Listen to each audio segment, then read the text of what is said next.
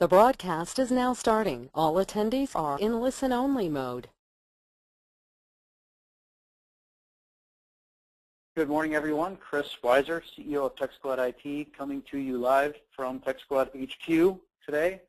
It's a beautiful Tuesday morning here in Wisconsin. It's like, well, it's not so beautiful anymore. It's getting cold, but we have to do what we have to do. So we're going to go ahead and get started today. We have a pretty interesting webinar. It's me, myself, and I talking to you as opposed to occasionally I have speakers here with me. But today we will be talking about backup disaster recovery and basically what every business owner must have in place now to guarantee a fast, easy, and painless recovery of their backup of their data after a disaster. So we're going to go through the whole presentation. If you have questions, we're going to have a set Q&A at the end. What I usually like to do is if you have anything that's pertinent relating to the data, feel free to throw a question in there. I have my marketing manager, Amber, in here with me this morning. She's sitting at the table making faces at me. So she's here, and then she will be able to take questions either at the time or later on as we go. So feel free to ask if you need them. Otherwise, we're going to go ahead and get started. So why is my clicker not working now? Come on. It's one of those days, I think. And I am recording this presentation, so if anybody's going to need it, you can also go on our Vimeo site afterwards. And that's one more thing that I'll bring up. Feel free to go on Vimeo.com, Vimeo.com. You can also look at all of our pre-done webinars that have been done and recorded, so you can always view them at a later time there. And I think I actually already have a couple questions, or maybe I don't. Oh, okay, good. All right, so again, my name is Chris Weiser. I'm the CEO of Tech Squad IT. We're going to go ahead and get started here. So today you're going to learn a few different things, basically 6 main steps. Number 1, the backup system that you need in place to be 100% certain that your business is back up and running fast in the case of a server meltdown or a disaster.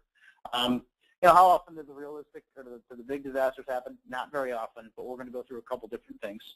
Number 2, you're going to learn the only main way, real way to know if your data is being backed up without errors or corruption. 3, how to get back up and running in the shortest time possible. 4, security questions you should ask every offsite backup company before trusting them with any data that you have. And 5, why tape backup is one of the worst ways to secure your data. It's like an 8-track, but for technical stuff. And also 6, how to completely automate your backup system so you can say goodbye to the hassle of tape rotation, external hard drive storage, and the liability of human error.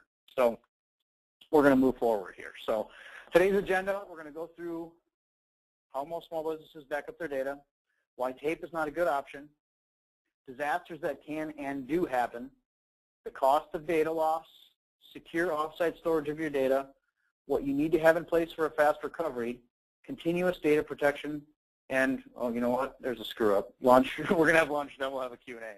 So no lunch, but we'll have a Q&A. That's funny. So, okay, we'll go ahead and get on our step 1 here. How most small businesses back up their data. Almost all backup that we see out in the field, honestly, that number is probably a little different. Now, this is real stuff from a cost of downtime survey results that we have as a source that was done in 2011.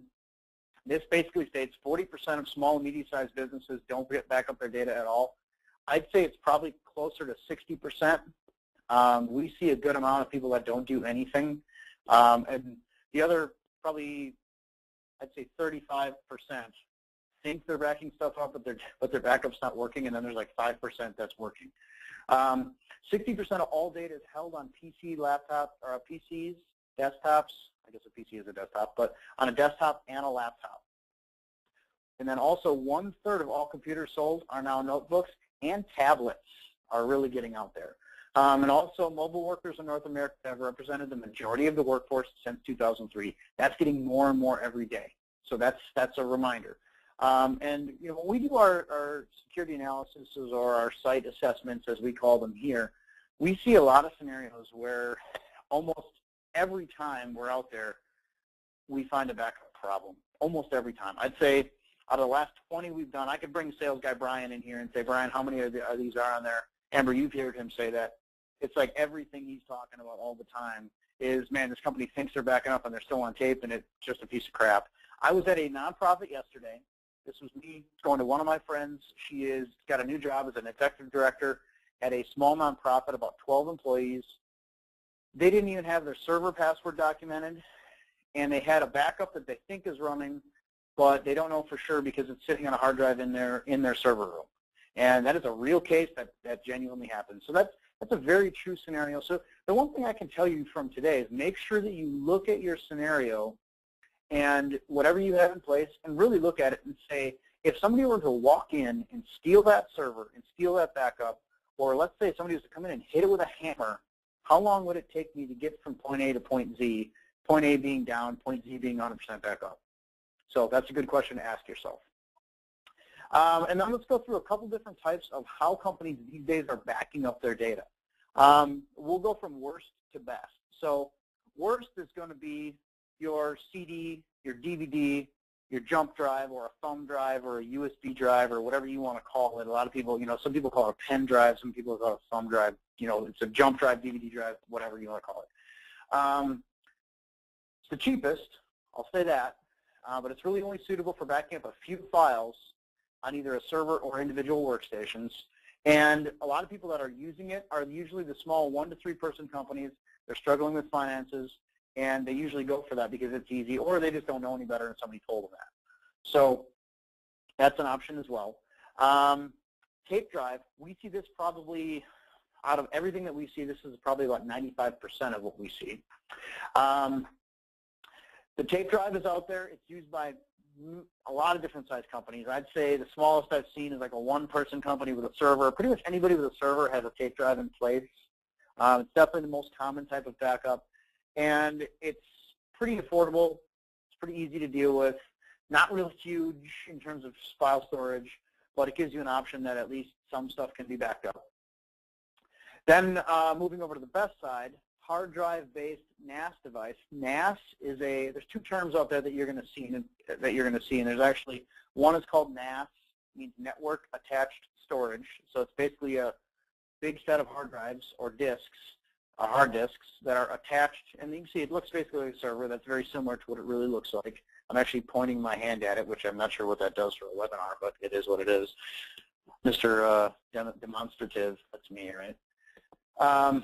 Amber's shaking her head at me again. So, so it looks basically like a server. There's also a SAN, storage area network, which is a much larger infrastructure, not usually used for backup. That is used more for the storage scenarios in large environments. For example, we just put a large SAN into a high school a couple weeks ago. That's a good example. Their entire server infrastructure runs off of that SAN. So NAS and SAN are similar, but that's kind of the differences, so you know. And hard drive-based NAS devices once were used only for enterprise companies, but they've definitely become more affordable. Back 10 years ago in the early 2000s, this is something that was only seen in Fortune 500s and even Fortune 100s. Now it's in companies of all sizes. So let's look at each one of these with a little bit more granularity. CVDs, DVDs, and thumb drives. The pros of them, very inexpensive. You can go to any Office Max, Office Depot, Best Buy. Most companies, you can go to any trade show, and most companies are giving out a 4 or 8 gig jump drive for free as a swag item, right? Very little technical expertise is required to implement them. Little or no hardware investment. Reasonable success rate for recovery. That's some good pros. That's some good pros, good positives. Some negatives: you can only back up small amounts of data. Completely manual. Very unlikely to be done on a regular basis. Requires the user to wait until it's complete to take it off site. Data is not verified at all when backed up, just copied and pasted. That's really the only way it goes. And then a bare metal restore is not practical and possible. Some of you are going to say, what's a bare metal restore? We'll get into that, and I'll show you that kind of as we go, and then you'll understand. So there's some pros and some cons. There's one thing that I don't have featured on here that I'm just going to kind of sway off and talk a little bit about is the Dropbox factor. Dropbox is okay, but it's very similar to the thumb drive or the jump drive scenario or even a DVD. There is stuff backed up in the cloud environment. It's saved there. Microsoft has their SkyDrive. There's a couple different ones that are out there, but there's a lot of limitations of them.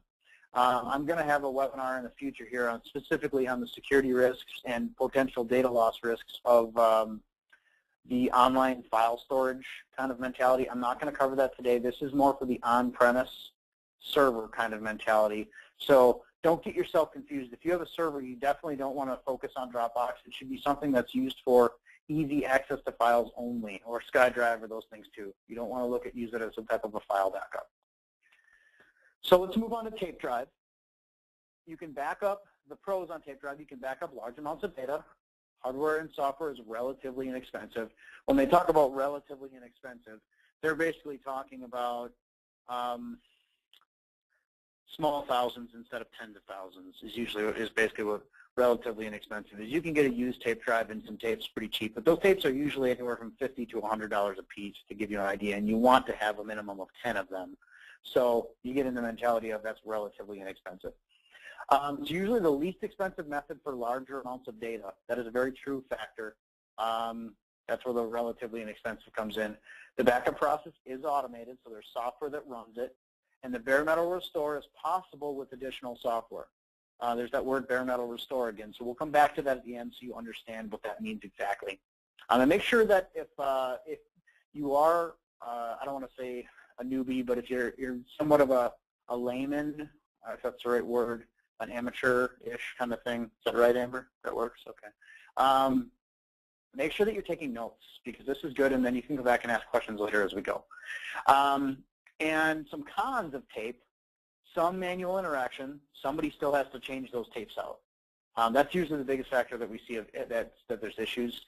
Technical expertise required for install and maintenance, so you'll have to have some type of an IT guy or an IT something, put it in, and then install the software and maintain that. One tape may not back up the entire server as your data grows. That's very true, especially now because data is growing and growing and growing. And you definitely need to replace those tapes every year, if not more often. I think depending if your maintenance is poor, you want to be replacing those tapes probably twice a year, once every 6 months. And then their verifications frequently fail. That's if they actually do the verifications. Most places do not have verifications set up on their backup because it takes so long, so they don't do it. And then also the worst success rate for recovery. That is very, very true. I'd say 4 to 5 out of 10, there will be no recovery on a tape drive. And the big reason why on that is if you think about it, it's 8 tracks. It's cassette tapes, it's VHS tapes. All that technology has gone because the quality would degrade over time, and the quality of the music was bad. That's kind of where they went away, and they went to digital music. This, you can store digital data on it, but there's issues with it. There's always problems. They don't run well, and the biggest thing that I see is it's a not automated system, and it's a tape-based system, so it's not very reliable and rarely works. And if you have to move past the one tape window, you have to have all the tapes to try to do any type of a restore. So that's a big deal. So let's move down to the hard drive-based NAS device. Some pros on this. Again, that's a server. Doesn't mean that just because it's a server doesn't mean that it has to integrate with your existing network. It's usually a standalone type unit. There's no human interaction required, so fully automated. Can back up very large amounts of data, which is real good. Your bare metal restore is possible, and your best success rate for restore. Awesome pros on that. By far the best. But your negatives on that, it's expensive. Anything worth any type of money does, or anything worth anything really costs some money. Definitely technical expertise is required for that install and the management. You may not have offsite capabilities. It depends on the one that you go with. Some do, some don't. And not all devices have the ability to check data integrity. That's going to depend. We have a client that we picked up. They've been on our services about, I'd say, 6 months now. Before he was with us, he had a hard drive-based NAS device that he was actually using for a file storage location, and then he was using offsite data or an offsite system such as Jungle Disk, which is made by Amazon. Works okay, but it's hard to check and manage, very similar to Dropbox again. But he did not realize that almost all of his data wasn't being backed up on a Jungle Disk. It was on the NAS, but if the NAS would have failed, he would have lost almost everything. So there's still some scenarios in there on how it's put in to make sure that it's done properly. So let's move on from that. If anybody has any questions, again, don't hesitate to ask. I don't see any up there right now, so that's a good sign. Either I'm being really thorough or everybody's sleeping. One of the two. So we're going to move on to disasters that can and do happen. Hey, Amber, can you make sure you keep me on time? It's 1:15 now. I just want to make sure I stay on time. So we're going to talk a little bit about disasters that can and do happen. Now, this is all very realistic stuff, and the numbers are probably a little bit low. So just keep that in mind as you're looking at this. Your data loss statistics are for almost half are hardware failures. Hard drive failures by far the most common, or your power surge from a lightning storm. We also definitely see mainboard failures. We also see RAID controller failures, which is basically the disk array that runs the server and storage area. That will fail. Or we've definitely seen, we had a law firm client get hit by a power surge through their internet. This is about a year, probably just about a year and a half ago at this point. And it cost him everything in his office. So that definitely does happen. There's also the human factor, which is a big factor, 32%. Accidental deletion of data, disgruntled employee, salesperson moving to a new company, or hardware theft. Hardware theft I've seen more often than I've seen any type of accidental deletion of data, damage anything really. Almost all the time we can get that stuff back, but it definitely, I've seen theft of complete networks at least 3 times in the last 2 years. Then let's move on to software. So data corruption due to a program crash. This happens a lot, especially in the big line of business applications. For example, QuickBooks is a good example of that. If your QuickBooks file gets corrupted, you can lose everything, and you have to rely 100% on backup. That's happened a lot. I've seen that a lot. And then also security patches causing software to stop functioning correctly. I think everybody's had a Windows update go bad, more than likely, so there's a good example of that. And then also your disaster, that's a pretty small percentage. In all my experience in IT, which is coming up on, I'm 35, so it's coming up on about 15 years now. I've only seen 1 fire. I've seen a couple floods. I've never seen an earthquake, and I've only seen 1 tornado. And the tornado ripped the roof off the building, and the server got damaged because it got wet. So really wasn't too much tornadic activity that caused it. But so those things will happen, but pretty rare. So it just gives you an idea. So here's some data loss statistics, additional ones. A hard drive crashes every 15 minutes. As they get more and more, that number just goes down in terms of crashes every 5 minutes or 7 minutes. 2,000 laptops are lost or stolen every day.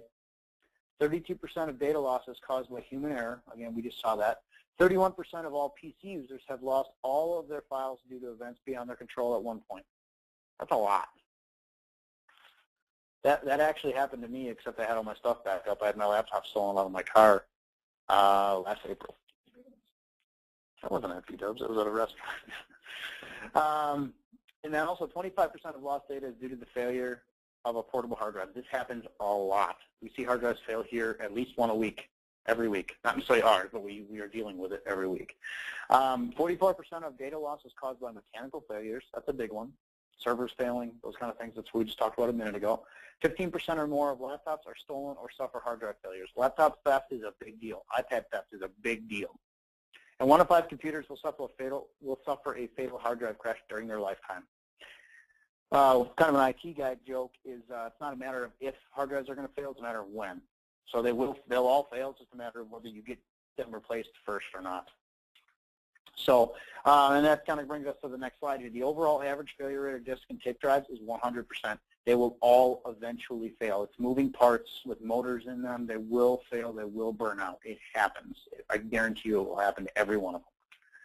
So let's take a look at a couple of client case studies, and we have a couple of these intermingled here. So let's look at client 1. They had a RAID controller, and what RAID is, it means redundant array of independent drives. So it allows you to put 3 or more hard drives together and have them bundled together so there's some fault tolerance and then also some ability to save data on a larger infrastructure so it's not reliant on 1 drive. So a little bit of high availability, but not nearly as much as you want. The RAID controller on the server fail caused the corruption of data on all the hard drives. This happens. We saw it not 2 weeks ago, and I'm going to get into that. The last successful backup was 6 days prior. They had just hired additional help to assist with the year-end accounting task. They lost all that data. They had to reinstall Windows and all programs on their server and had to reset up all users' email and data files. 3 full days of downtime and another week to tweak settings and a $15,000 invoice. So big case there. Big case. That's a big one. I'm pointing at this with my red pointer. I don't know why I'm doing that. But client number 2, their server was hacked. And these are real cases. These aren't made up or anything like that. These are things that we run across that are real. Server was hacked and used to distribute illegal software and pornography. This doesn't happen as much now. I shouldn't even say that because it happens. It's just people have gotten a little bit better at security, but it used to happen a lot more. Internet providers shut them down and no one could send or receive email. Outside salespeople could not access the office to continue any selling. They had 3 full days of downtime and a $12,600 invoice. Their backup was not working. One click by the hacker and they would have lost everything.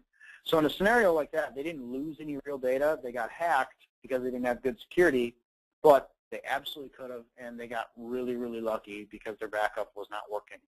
So that's a good example. Here's a couple more. RAID controller failure. RAID controller on the server failed. This time the data was intact. The last backup was 4 days prior, and it had errors. The tapes were not being rotated, and there was one tape with a backup. The server hardware was so old that it had to be replaced, therefore had to reinstall Windows and all programs on the server, and had to reset up all users' email and the data files, pulling them down from the tape. 6 days of downtime, another week to tweak the settings, and a $21,000 $200 invoice. It's big time money here in labor for one-time issues and some insurance. Number 4, technical human error. The company needed more hard drive space on the server. The employee, which is like, I think this was, if I remember right, it was the owner's brother. This is like 4 years ago this one actually happened. This was the owner's brother. The employee with the technical know-how attempted to do the upgrade. He used a standard utility to image, and image means copy. So he used a standard utility to copy image the contents from the old drive to the new drive, except he had them backwards. He imaged the blank drive onto the drive with all the data. Now they're both blank. Had no backup. 6 days of downtime and a $5,400 invoice. That invoice wasn't even for us. That was literally to the data recovery company to recover some of the contents on the drive. And they got back their QuickBooks data, and that's just about all they got in some of the files. So real cases of things that do genuinely happen. Here's a real-life story. We literally just ran across this. We have a small business. Company's name is Vermilion Worldwide. They're based in Delafield, Wisconsin. That's about 10 minutes from us here. Under 10 employees, I think he's got like 5 or 6 employees. 100% reliant on their local server. Runs all their email. They have Microsoft Exchange, so all their email comes through that server. They also do all their accounting and their file storage on that server. They have QuickBooks. He also has all of their stuff. They scan it in. Everything is saved, and they shred all the original documents, most of it. I think he's got a couple file cabinets, but almost everything is on the server. 2 weeks ago, literally, Monday, October 1st, 2012, the server mainboard and the RAID controller failed. That server is sitting here in our office right now. Left him with no server and a complete data loss. He had our backup infrastructure, which I'm going to get into a little bit here and show you kind of exactly what we do. He was up and 100% functional, running on our data vault as a standby server within 3 hours of the failure, and he's still running on that data vault as of right now. You could call Mark up at Vermilion if you just Google Vermilion Worldwide, and you can ask him if you want to. This allowed him, CEO Mark Wernes, the time to make an educated, proper decision on how to act, and he has since ordered a new server from us. In fact, he completed the order yesterday. So it gave him a couple weeks to get all his ducks in a row and to get stuff going on. But that's a real case-wide story, a real live case story. And here's a quote right from Mark. My server completely failed, and within 3 hours I was up and running on the data vault. I was even gone from the office, and I didn't even realize they had gotten it back up so quickly. Tech Squad Data Vault really works, and it saved my company. So that's Mark's name. Feel free to ask him. But that's a good real-life story and an example of something that can happen. And his main board failed in his server. Literally happened at Monday morning at like 9 o'clock. We saw the alert because he's a managed client of ours. But that's a real live story of something that can happen. So let's kind of move into the cost of data loss, then I'll get into kind of what the Tech Squad Data Vault is and why it's a decent option for you. Just here's some quick numbers on the cost of data loss. It takes 19 days and costs $17,000 to retype 20 megabytes of sales data. Now these are numbers from kind of a survey It's that same cost of downtime survey results. So it's a little bit generalized, probably a little bit higher than this in my opinion, but I think you get the idea. The same volume accounting data takes 21 days and costs $19,000. So it depends on the type of data. Sales data is obviously sales jargon, marketing flyers, those kind of things. Your accounting data takes significantly more time to input because the numbers have to be generated. They can't be just thought up and put down on paper. They have to genuinely be brought out and showed, really, is what happens. That recreating data from scratch is estimated to cost between $2,000 and $8,000 per megabyte. So that's a lot, and there's 1,000 gigabytes or 1,000 megabytes in a gigabyte. So just run some of those numbers in your head. It gets real expensive real quick. Insurance of business data is expensive, and in certain countries, insurance companies will not insure data. I don't have good examples as to that, but I think it really comes down to if you're concerned about that, you need to pick up the phone, call your insurance company, ask them whether or not they want to work with you or not in terms of insuring data. Some will. I don't know. I don't have a good answer as to whether that happens, but it's a good thing to actually ask on. Here's a couple final ones. 60% of companies that lose their data close down within 6 months of a disaster. Now, if you lost all of your accounting data, what would happen? If you lost all of your, if I came in and stole all your whole server, what would happen? Everything's gone. 72% of businesses that suffer major data loss disappear within 24 months. Huge factor. That's big, big, big stuff right there. So that's just some quick numbers. So let's also talk about secure offsite storage for your data. It's really important that if you're going to have things offsite, and we can get into a little bit on the Dropbox / Jungle Disk / SkyDrive, some of these things. Just remember all of these things when you're talking about it, or when you're thinking about storing your mission critical. It's one thing to have your personal data out there, but just realize when you have your mission critical business data out on Google Docs or SkyDrive or Dropbox, is your data being encrypted? How is it encrypted, if it is? The answer is usually no on most of those. Does it stay encrypted at the offsite location? Is it plain text, password encrypted? Those kind of things. Who can view or decrypt that data? That's just on the encryption side. Now, here, moving over to the replication. Does the vendor replicate your data in more than one location? How many? Where are those locations? These are things you should know when you're doing this stuff with your mission-critical business data. Integrity. Does the vendor monitor the integrity of your data at their facilities? Is the integrity of your files checked before and after transmission? And what happens if one file is corrupt? These are all questions you should be able to answer or to be able to ask and get answers to. Next, does the vendor have 24/7 support? Do they charge for that support, and how far will they go to help you get your data back? Those are things to always ask about your offsite data. You should actually have some type of a plan from your data vendor, your offsite data vendor, that shows all the scenarios in the event that their facility blows up or your facility blows up, or what happens if somebody comes in and steals everything. How do you get that data back? What's it going to take? How many days, how many weeks, how many months could it take to get your data back? Those are all things you want to know. It's very, very important to know these things. As a decision maker in your company, you need to know this. So I'm going to kind of move on. We really don't have any other questions. Any questions yet? Disappointing. Somebody's got to think of a question and ask one. Robin, I know you're out there. You got to ask a question, man. Come on. Every week you're on this thing with me. Like my webinars, I think. That's it, Robin Cole. That's on there all the time. What do you need to have in place for fast recovery? So let's move into this. These are, and I don't care whether you use us, whether you use anybody, these are things you have to have in place. No different than if the question would be, what do you need to have in place to make sure that if your house gets hit by a tornado, you can get up and running, right? I'm taking a sip of water there so I can keep talking. So here's really the only surefire way to know if your data is being backed up without errors or corruption. Put all these things into play, and you'll be in a very good position. So first up is to plan. You can't do anything without a plan. Will you back up every PC or just your server? How many locations do you have? What is your exact process to restore your data? And what will you do in the event your backup drive does not work? Good questions to ask, really critical. That plan is important. It can save your tail. Like I was putting on Facebook that my webinar will help you save your company's tail, and that's true. Next, backup. Make sure you perform your backups daily. I will actually recommend multiple times a day if you can do that. Now, tape takes a long time to run, so oftentimes you can't do multiple backups per day on the tape. Same thing on hard drive. Sometimes you can't do it because it takes a long time to run. But make sure that you're performing those backups at the very least daily. Take that backup media offsite. Don't store it in your car. Don't store it in a safe. People do not realize, they don't think about this, tapes melt. They're plastic. You put it in a safe, it's going to melt. Even if it's a fireproof safe, it's not a heat-proof safe. Something that's plastic will melt. Think to yourself, would I put a plastic cup in a safe in a 2,000-degree fire? No, it's going to melt. Same thing's going to happen to a backup tape. Same thing's going to happen to a hard drive. So just remind that. Make sure it's off-site. And if you're a CEO and you're like me, you're not very responsible with your own stuff. It happens. We're all that way.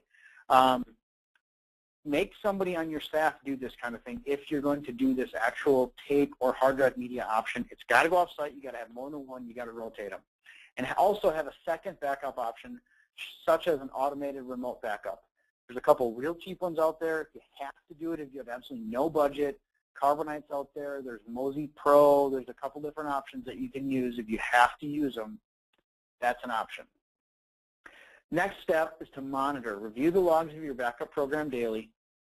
Some backup programs can email you with the backup status. I do know that there, for example, like Symantec Backup Exec will actually email you if it's set up properly, if it doesn't run properly. But then you become reliant on it, so then make sure you monitor it. And the key here is do not ignore the errors and hope they'll go away. Backup things, computer stuff doesn't fix itself, ever. The human body may fix itself. Your dog might fix itself eventually, those kind of things. But computers are just like your car. These things don't get fixed on their own. If it's a mechanical problem or a software problem, it will continue to happen until it gets resolved by a professional, more than likely. I mean, sometimes you can get that person with the technical know-how to put a Band-Aid on it, but rarely does it get fixed for good. Finally, test. Restore a sample of your data on a scheduled basis. Do some type of a hardware failure simulation. Unplug your server, see if you can run, those kind of things. Monthly for hard drive-based backup, much more frequent for tape. I do it once a week for tape. People are like, oh, I don't want to spend time on that. That's fine, you don't want to spend time on it, but realize what it takes in the event it goes down. You can go all the way back to those client cases, and all of a sudden you got a $25,000 bill. If you can deal with a week of downtime or 2 weeks of downtime, and 6 days of downtime is probably a little light.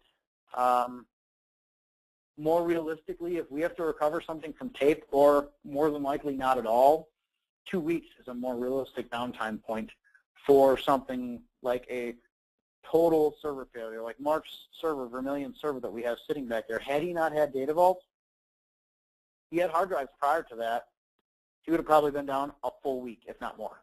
And that also depended on, he had a non-monitored backup, and it would have totally depended on when his last data was run, and it was just a file level backup. So it would have been taking him a long time to get back up. From start to finish with all the tweaking, it would have been at least a week, more likely into the second week, with how big of a bill. So let's keep moving on here. And how to get back up and running. That doesn't even make any sense. How to get back up and running. I got to fix that. There's a typo. You know that. In the shortest time possible. Now, we talked earlier about bare metal restore. What this bare metal restore allows you to do is it restores all the files and the settings, including Windows, to a totally bare server. No reconfigurations required. Some technologies are able to restore to dissimilar hardware. Now, this is a big factor, especially when looking at your backup solution. Because if you don't have the option to restore to dissimilar hardware, dissimilar means not similar. So basically, let's use Mark's server as an example. If we had a scenario where he didn't have any ability to restore to dissimilar hardware, he would have had to have the identical server to get it to run properly on first boot. Now, that's not a huge deal to get it, because there's to get it run properly on the first boot question. But what's a big factor is how much longer in terms of recovery time does it take to get from restoring that data to 100% up and running? And the answer is, if you don't have dissimilar hardware, even if you have a bare metal restore and you don't have dissimilar hardware, it's going to take you roughly 12 to 16 hours, I would say, maybe a touch longer than that, of tech time, because Windows has to be installed first. Then you have to restore your backup and build all your drivers in and build all that stuff. So it takes a good amount of time to get these things. And the other factor on bare metal restore, if you do it to dissimilar hardware and the ability to do that, you can be up and running within hours, not days. It's a big factor there. There's also continuous data protection. This is a big deal. I think, people are like, oh, it's a tech term, I don't understand it. But if you get down to the basics of it, continuous data protection. So it continually protects your data on an ongoing basis. 1035, Amber says. So, okay, thank you. That allows you to back up your data every write or snapshot, so it allows you to do it in increments. That's a big factor. One of the factors of our data vault, which I'm going to go over here shortly, is it backs up every 15 minutes. We can move it down to an hour if you want, but the bottom line is it backs up on a constant basis, and you have a large array of snapshots to pull from. So if you do have some data protection and you have a corruption, you can actually go back to, okay, we didn't have a corruption we know it was valid at 10 a.m., but we know it went bad at 10:12. So we'll go back to 10 a.m. and we'll restore. Gives you that factor versus, okay, we're going to go back to 3 days ago, and that's the only option we have. It gives you some flexibility. Kind of goes back into allows you to recover files and changes from a short time ago. So there's things to think about as well. Moving on to the next option, virtualization. This is something that is kind of a buzzword these days, and this is exactly what we're doing with Mark's right now. So we actually have Mark's server sitting here on our desk, and we are simulating his server on our data vault unit. It's also known as a standby server while that new hardware is ordered. You can be up and running within hours even if your server is destroyed. And his didn't get destroyed, but his server broke, basically destroyed. So he was up and running in 3 hours while his server is sitting on our bench. And then also emergency data shipment. Required if the on-site backup and the media was destroyed, so it's a plan factor, and it should arrive on site within 24 hours. So let's back up a whole slide here.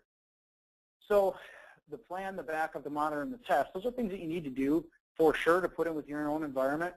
But the only make sure way that you can get up in the shortest time possible is to make absolutely positive that these 4 factors are in place.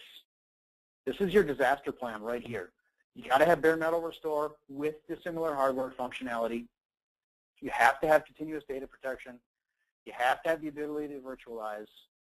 You have to have the ability to know that that emergency data shipment is there and it's planned. Those 4 things, plus the steps prior to that, so oops, I just dropped my clicker. Those 8 things, hopefully it works, there we go. Those 8 things are absolutely critical if you want to make sure that in a backup disaster recovery scenario, you want to get back up and running as fast as possible and guarantee that your data is there. You've got to follow those 8 steps. It's that simple. It's kind of a little complicated, obviously, but it's that simple. So, okay, so we're going to keep moving on. I'm going to explain a little bit more what continuous data protection is. You can kind of see on this slide, shows 3 different servers. You got your web server, a database server in the middle, and then an email server. And you can see the little folders kind of going in between. I think everybody kind of understood that. It's pretty simple. Did you understand that, Amber? Amber's like not tech at all, so it's easy for me to bounce stuff off of her. Right? And then here's a good example of virtualization. So let's take those same servers before, and in the environment we have a NAS device running, and that NAS device, the small one, is the same as the big one. Let's say the email server on the top fails. We can simulate it on top of the NAS device and run it as a standby server. That's exactly what we're doing with Mark. We have his real server here in our office, exactly as it was. We shut it off. Actually, it wasn't even running. So it got shut off, unplugged, brought back to our office. We mounted the backup from that morning, actually at 8, I think it was at 8:45 that morning. We mounted that backup before we even opened. We were able to, actually I think they were there, but we were able to mount that backup and get him up and running within 3 hours to a point where he was able to 100% go back to work, receive email, boom, boom, boom, go, go, go. So let's move on a little bit to the price factor, what you will expect to pay in this kind of a scenario. And I kind of have a various different kind of pricing tiers. I call it my little cash pyramid here. Looks like about a $10,000 pyramid. Wasn't that show back in the day? So on the bottom, you have your CD, your DVD, your thumb drive, probably your offsite backup like your Mozy Pro, your Carbonite, Jungle Disk, SkyDrive, that kind of stuff can be factored in on the bottom as well. So anywhere, $99 for software if you wanted to use it. It could be a little bit less, could be a little bit more. That's a rough idea. No install fee, it's done by you or your know-how staff. Roughly $20 a year for CDs or DVDs or a jump drive. $100 a year for some type of an offsite storage. That would be your jungle disk, those kind of things. Let's move up to the second tier, tape drive. $500 to $1,000 for a single tape drive. That price can actually be a little bit higher depending if you want. They do have like an auto tape rotator if you have really lazy people and they don't want to change anything out and you want to take the human factor out of it and you got a little money to spend. You could spend up to 15 grand for a tape rotation, an automated system for it. Anywhere from $500 to $2,000 for installation. Anywhere from $200 to $1,000 a year for tapes. Could be a little bit more than that if you replace them twice a year, like I suggested. Depends on the tapes you get. And then also $100 a year for offsite storage. Now, most of the scenarios in the tape drive, people don't pay any type of money for the offsite storage because they just stick it with their secretary and they put it in their purse, or they put it in a safe, or those kind of things. That's the stuff that we see all the time. Again, if you have questions, don't hesitate to ask. Finally, up to the NAS device. $3,500 to $4,000 for one device. That's going to equal one server, a physical device that you'd buy. $500 to $2,000 for installation. There's no media fees because it's a disk system. It's all in one. And then you have to pay a third-party offsite storage provider anywhere from $2,000 to $2,500 a year. So it's definitely more expensive to have a NAS environment. It's just a matter of making sure that you have the right scenario in place for your company. And I know there's money involved in the NAS device, even in the tape device. I understand that it's there. But where people need to start getting themselves into is technology runs your entire company. I could take a couple staffers out for a couple weeks and your company won't die. I could take probably a quarter of my staff away and this company would run, as long as it wasn't the tech staff, I guess. But this company would run. I could take the whole sales staff away, and while we wouldn't be generating any new revenue, we would still run and be functional. But if I took my server out of the mix, if I took all of our data out of the mix, or our computing system, if I took every laptop away from all my people and all their cell phones away and all that stuff, all their ability to work, they'd be dead in the water. So that's what you really have to look at. And you really have to look at doing an IT budget. I don't care how big or small your company is, it's really, really critical. And that's the biggest challenge that we face, is getting companies to realize they need to spend some money on IT. You need to appreciate it. You need to spend cash on it. You need to budget for it just like you budget for insurance for your staff. So let's move on to what we have. It's called Tech Squad Data Vault, and this allows you to eliminate the risk and hassle of tape backup totally, finally, and forever. I'm going to show a couple more client successes. Now, we had client cases before which were real failures that did not have protection. These are actual scenarios of customers having Data Vault, so they're client successes. So with client number 5, a hard drive failure. Hard drive failed on a main and email server. And I did already do my a little testimonial with Mark. I just kind of showed you that in the middle. But it's very similar to this. That's actually option number 3 here. Hard drive failed on a main and the email server. No available hard drives in stock. We virtualized the server within 2 hours and they were back up and running. Replaced the hard drives and imaged the server with all changes since the crash. Over only 2 hours of downtime and no charge for services. Look at the difference. It's such a huge difference. Nothing, take all the labor factor out of it. Just the price of what it costs your company to have downtime for 2 days, 3 days, 4 days. What does it cost your company? Do you know? Some CEOs, I can ask them, will be like, yeah, it cost me $22,000 a day or whatever. Some of them will really know. Others will have no clue. So next one, client number 6, it's the server upgrade. Client was outgrowing the server and it was performing very slow. We ordered in a new, faster server. We imaged the server onto a different hardware. No settings were changed. The only thing they noticed was everything was much faster. No downtime and a very small invoice. Very controllable. 15 minutes we got, so I think we're in good shape here. So we're going to talk about some features of the Tech Squad Data Vault. We have 3 different levels. And a lot of times we put this together with different scenarios. So what you see here isn't Bible. So there's no hardware to buy. There's no things like that. We can back up on our basic level, which is what most of our companies have. It's up to 3 servers, stores up to 2 terabytes of storage space, has full bare metal restore with dissimilar hardware, has the single file restore. has the virtualization built in, also has your 24/7 monitoring, and I think we have a couple of our clients on. Mark was actually going to come on the call, and he ran out of time today, so I was hoping to have him here to actually talk a little bit about his experience. But full device management. We can have it a rack or a tower. Our basic one is a rack mount or a tower server, so it looks kind of like a normal standard server. And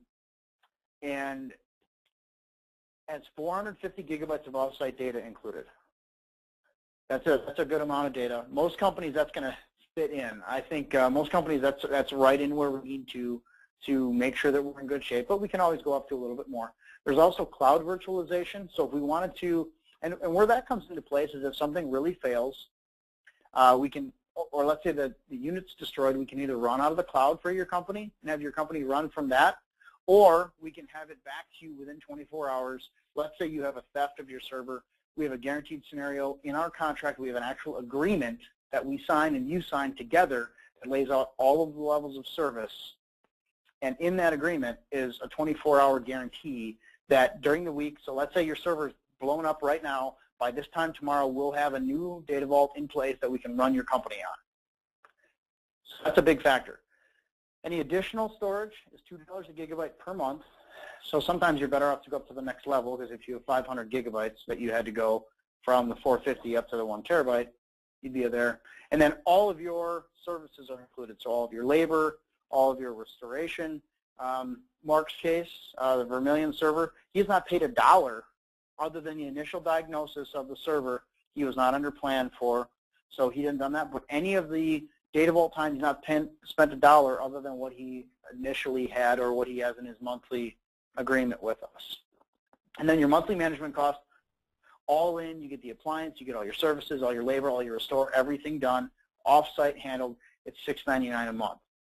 Then we have the advanced and the extreme, and the advanced and the extreme are going to be for your bigger companies. For example, we have the extreme right now in a very large high school. It's restoring all of their data, and we were able, they actually had a failure, they had a SAN failure about 3 weeks ago. That's why we put a new SAN in at that high school, and we were able to restore off of our data vaults. We did have a little bit of file recovery, so we had a little bit of downtime problem there, about a couple days. Actually, I don't think it was that. But we were able to restore everything, got everything 100% back for them, and they were able to be 100% up and running with a brand new SAN in place as of last weekend. So I think it really worked out well. So I've got a couple different levels. We can also work on that. But the only way to really know for sure that this is going to be a good factor for you is we are offering with today's webinar completely free on-site data security analysis. We normally charge for this. We normally charge about $500 for it. It's going to be offered totally free by being on this webinar. All you have to do is sign up, and I'll show you how to sign up here in a second. You must schedule that data analysis before this Friday. I know I'm going to be out of town. I'm going to Nashville at the end of the week. I'll be here through tomorrow. But you can sign up with Amber or Brian or any of our sales team here by calling the office, and I'll get to that in a second. And also, if you decide to sign up for Data Vault, we will completely waive the setup fee. So it can only be, basically it's $500, $1,000, and $1,500 for the 3 different levels. We will completely waive the setup and the install fee if you sign up for Data Vault by this Friday. So that's a good analysis for you. And here's what we're going to do on the actual assessment. We'll audit your current data protection to see if there's anything jeopardizing your data security. We'll review your procedures for storage and your transportation of data. We'll check your network backups to make sure you're backing up the information. You'd never want that data to be lost, so we'll make sure that that's safe. And then we'll present a simple and easy to understand report for you. And we'll know, and we absolutely know that everyone has a different level of risk tolerance. We don't want to make sure all the risks you're taking with your data are by choice, not because of miscommunication or accident. So to me, what's really important about this assessment is it gives you a roadmap. It says, here's where I stand. Now I'm educated. I can make the choice to do what I have to do the proper way, as opposed to, oh crap, my server failed. Now what do I do? At least, you know, I don't have a problem if you have all the solutions in front of you and you're like, no, I want to go with the Yugo versus the Rolls Royce. I get it. I'm totally understand that, and that happens. So what's important about the assessment is to be able to see everything you have it on paper in front of you, and be able to make that decision. If you as an executive cannot do that right now, regardless of your scenario, I know there's a couple nonprofits that are on here, there's a couple schools that are on here, It's really, really important that you can ask those questions and get that real answer. And whether that's, and we can work with internal IT guys. We do that with a couple schools now. We do that with a couple nonprofits now. Feel free to do this. You can put our Data Vault in as a standalone appliance, so don't hesitate to do that. So here's how you sign up. How do you get this amazing offer? There's 3 ways. You can either call 262-798-0909, press option 1. That will go right to our sales team. It's actually going to go to Amber, and you can talk to her. She's a good-looking girl, so you can talk to her. Yeah, you're welcome. You're not going to yell at me for that, are you? No. Okay, good. You can also email sales@techsquadit.com. This will go to our sales email board. We have an email board that everybody checks, and you can call me direct on my cell phone. I'm giving you my cell phone, so I put on there no prank calls. Every once in a while I get these prank calls. Robin Cole's calling me up and harassing me. 414-870-6661. That is my cell phone. I don't often do that, but you're welcome to call me if you're very interested and you want to do that. But again, no prank calls. So I think that ends all of my content. And we got, what time is it? It's 10:51, so I'm spot on time. That's good. Do we have any questions out there that anybody wants to know? We have no questions. It's baffling to me. I must be that good of a presenter. That's all I can think of. She thinks I have a big head. I guess I don't think so. I know so. So, okay. Well, we don't have any questions. I think I answered a good amount of data. You know, if you have any questions that you're not here, you don't want to put on here, you don't want to have it answered publicly. A couple things. You're more than welcome to call Mark Burness at Vermillion Worldwide. Ask him about this scenario. It's a genuine, real, true story that happened not 2 weeks ago. And it's live. He's live on our Data Vault right now. You can go over to his office and look at it and just stare at it. It looks like a computer, but it works. Or you can call me direct. And again, I'll back up a slide here. That's how you get a hold of us. Free assessment. You can also call me direct. Feel free. And I think that ends today's presentation. We don't have any questions, so we're going to go ahead and get ending. So thanks again, everybody. What do we have coming up in 2 weeks? What's our? We're doing webinars every 2 weeks right now. We're going to start every week. Again, we did every week for a while, but Chris just ran out of time. So what we're going to do, that's going to be in January, we're going to do that. Okay, so the first week of January, we're going to start every week. It's going to be Chris 1 week, then salespeople and Chris rotating. So it's going to be Chris, Brian, Chris, Melissa, Chris, Brian, Chris, Melissa, that kind of thing, every other week. And then next 2 weeks from today, that's going to be, what's the date? That is going to be the 30th. And we're going to do a webinar on the 30th about how to turn your website into a money-making machine. There is a simulcast of that on the Vimeo site. This webinar will also be reproduced and will be on the Vimeo site, so feel free. Other than that, I'm going to end today's call. Again, feel free to call me direct, 414-870-6661, and we'll go from there. Thanks again for everybody for coming on, and appreciate your time. Chris Weiser and Amber Mahoney from Tech Squad signing out. Thanks again. Have a great week.